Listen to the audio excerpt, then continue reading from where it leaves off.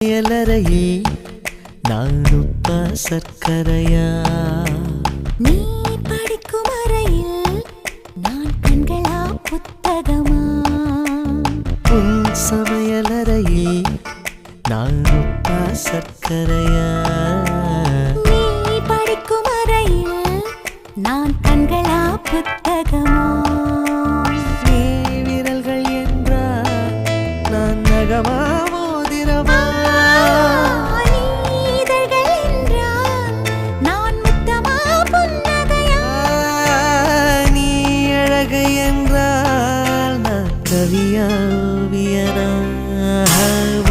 சமையலறையே